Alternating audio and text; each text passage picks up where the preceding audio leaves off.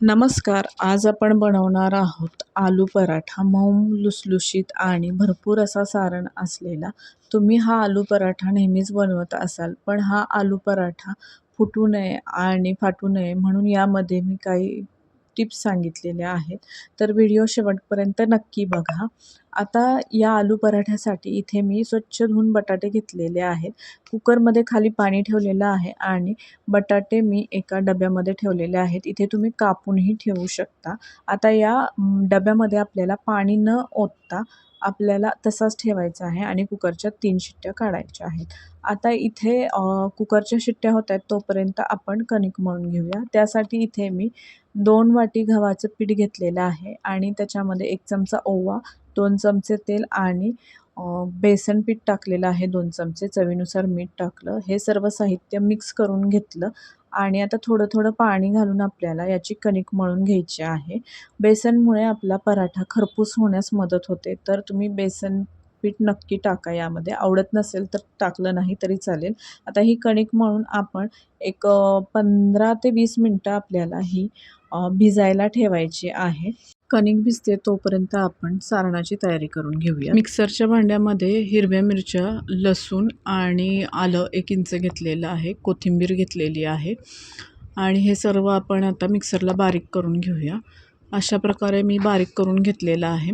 आता इथं बटाटे उकडून झालेले आहेत, थंड पण झालेले आहेत. त्याची साल काढून घ्यायची. बटाट्यात आपल्या जास्त पाणी पण नाही झालेलं, एकदम कोरडे असे आहेत. आता गॅसवरती कढई गरम केली, त्याच्यामध्ये तेल टाकलं, त्याच्यामध्ये मोहरी, जिरे, कढीपत्ता हे सर्व टाकून नंतरनं हिंग टाकलं 1 चमचा.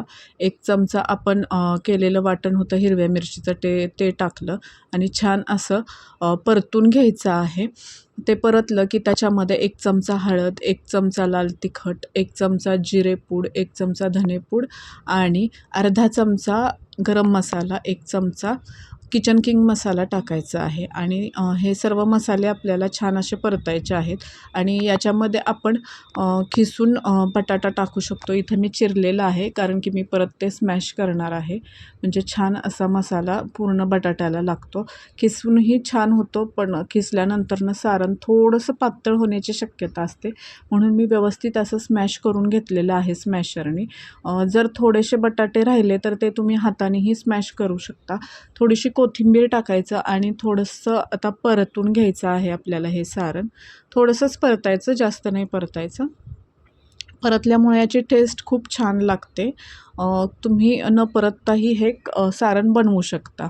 अशा प्रकारे आपलं सारण तयार झालेलं आहे. आता हे सारण थंड होतं आहे तोपर्यंत आपण इथं पुदिन्याची चटणी करून घेऊया. त्यासाठी मी 1 मूठभर पुदिना घेतलेला आहे, 1 मूठभर कोथिंबीर, 4 पाकळ्या लसणाच्या आणि 2 हिरव्या मिरच्या, थोडेसे शेंगदाणे, थोडासा फरसाण टाकायचा किंवा बारीक शेव असते ती टाकायची, मीठ टाकायचं, जिरे टाकायचं, थोडीशी जिरे पूड टाकलेली आहे आणि चाट मसाला टाकले, बर्फ टाकायचा आणि छान असं मिक्सरला बारीक करून घ्यायचं आणि थोडंसं घट्ट ठेवायचं, जास्तही पातळ नाही करायचं, मीडियम असं ठेवा जेणेकरून छान लागते आपले ही.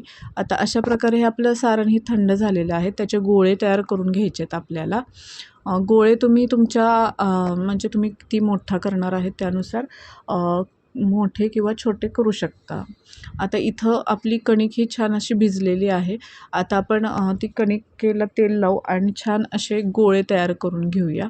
बघू शकताय तुम्ही. आता इथं आपण एका गोळ्याची अशी पारी करायची आहे, मध्ये थोडीशी जाड ठेवायची आहे आणि जो सारणाचा गोळा आहे म्हणजे आलू मसाल्याचा जो गोळा आहे तो थोडासा पिठामध्ये आपण फिरवून घ्यायचा, म्हणजे घोळवून घ्यायचा आहे आणि नंतरनं मग याच्या पारीमध्ये, कणकेच्या पारीमध्ये घालायचा आणि छान असा दाबून असा व्यवस्थित असा आपल्याला तो कणकेच्या ह्याच्यामध्ये भरून घ्यायचा आणि कणकेचं जे तोंड आहे ते छान असं मिटवायचं आहे. पिठात घोळवल्यामुळे आपल्या फाटत नाही आलू पराठा किंवा चिटकत पण नाही लाटताना. आता लाटताना जे आपण बंद केलेला होता गोळ्याचं तोंड ते खालच्या साईडला ठेवायचं आणि पीठ टाकून छान असा हाताने थोडासा पसरून घ्यायचा आणि मी दाखवते त्या पद्धतीनं असं थोडासा फिरवून लाटून घ्यायचा. म्हणजे आपलं सारण ही कडेपर्यंत पोचतं आणि पराठा फुटत नाही किंवा अजिबात असं सारण बाहेर येत नाही. आता आपण छान असा तो खरपूस भाजून घ्यायचा आहे. आणि एका साईडने थोडासा लालसर झाला की पलटून घ्यायचा. थोडासा भाजून द्यायचा आणि नंतरच तुम्हाला तूप किंवा तेल लावायचं असेल तेव्हाच लावायचं, म्हणजे पराठा व्यवस्थित असा खरपूस लागतो किंवा असा काय म्हणतात ते व्यवस्थित असा भाजला जातो.